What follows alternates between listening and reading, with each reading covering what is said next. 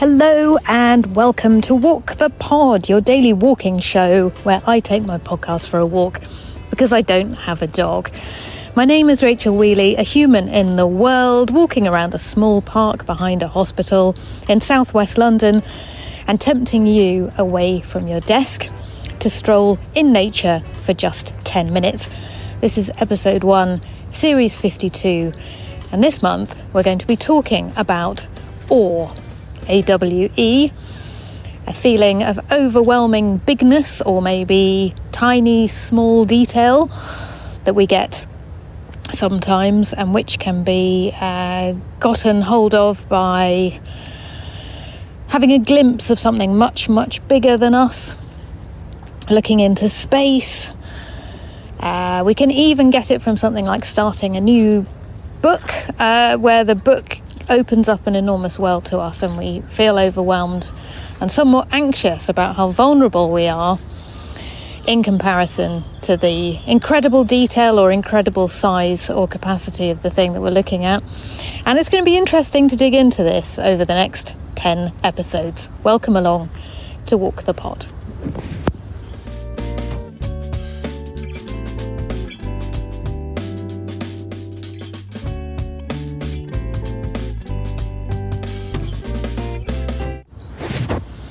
So I shared an article from the online magazine E.ON, A-E-O-N, about awe a little while ago in doing the reading for this series, and started off with an interesting comparison of quick boil awe versus slow simmer awe. A quick boil awe might be taking myself to the Grand Canyon and being overwhelmed by the enormousness of it.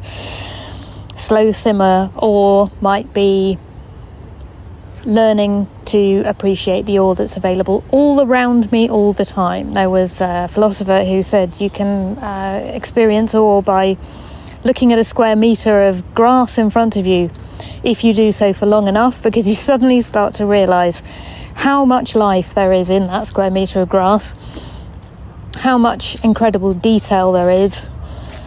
And the detail of something can be something which can strike us just as much as an enormous thing that we can't possibly hope to get our heads wrapped around.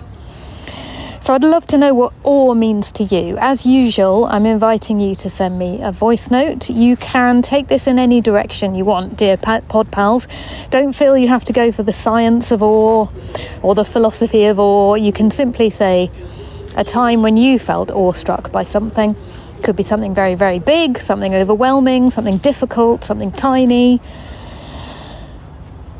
Absolutely anything that has struck you as awesome, and I mean that in the real sense of the word, awesome, is valid. Please go to walkthepod.com. Press on the button marked leave a voice note for Walk the Pod, and SpeakPipe will give you 90 seconds to express your awesome thoughts. And if you prefer to type them, you can email walkthepod@gmail.com.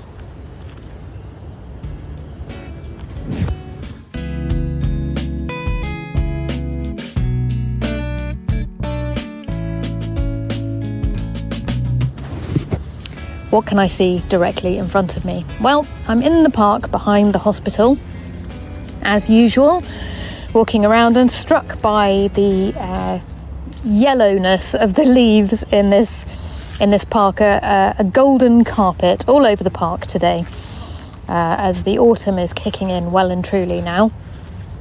And I learnt something interesting the other day which hadn't really struck me before, which is that the leaves don't turn from green to yellow. It's not really fair to say that they turn. They've been the colour they are all along, whether that be yellow, orange or red or brown. It's just that the trees have stopped producing chlorophyll, which turned them green for most of the spring and the summer. And I hadn't really ever thought of that. I sort of thought they were green and then turned yellow or orange or red. But turns out the yellow and orange and red was there, but it was just overwhelmed by the green. Now, I don't know the science of that, but I found it quite fascinating. And as usual, now the knowledge has sort of settled into my brain a little bit. I don't feel quite as moved by it as I did when I discovered it, but I was like, gosh, that is surprising. It's quite damp in the park today, and the temperature is definitely falling now as we move from autumn into winter. And we are, of course, between Samhain and Yule, if you're following the pagan festivals, the 8 pagan festivals, as the wheel of the year turns. And it's quite a lovely time of year for cozying up at home, watching films, covering everything in blankets, and what the Danish call hygge is in full swing. Certainly at my house, lots of tea lights and blankets and soft things and warm things strewn around the place. And we've got trees in various different levels of undress this afternoon. Some have lost their leaves entirely, others seem to be hanging on to them. And there are, of course, some evergreen species around as well, so a little bit of ivy, which isn't going to drop its leaves, it's going to carry on.